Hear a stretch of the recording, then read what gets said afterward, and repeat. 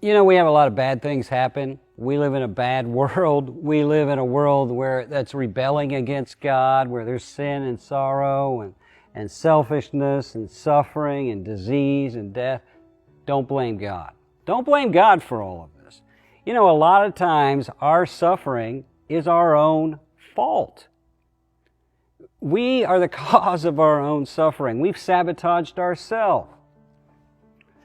Let's talk about the laws of the harvest. In Galatians chapter 6, Paul says, "Don't be deceived. God's not mocked. For whatever a man sows, he will also reap.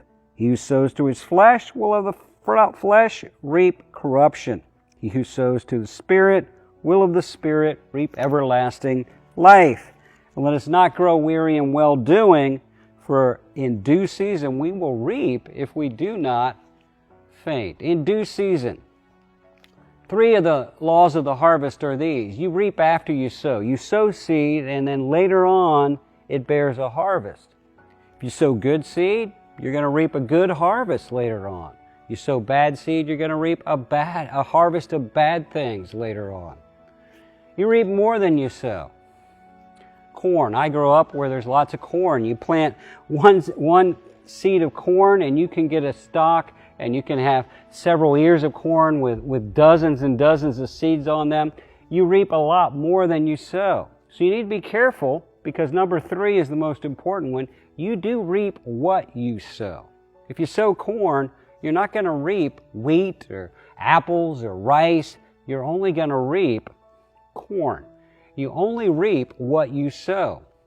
So you need to be careful what you sow. If you sow good things, good decisions, you're going to get good results. But if you sow bad decisions, bad behaviors, bad habits, you're going to reap bad results. Some of the suffering we have in this life is because we've made bad decisions, we have bad habits, we have bad attitudes, we've made bad choices, we've done bad things.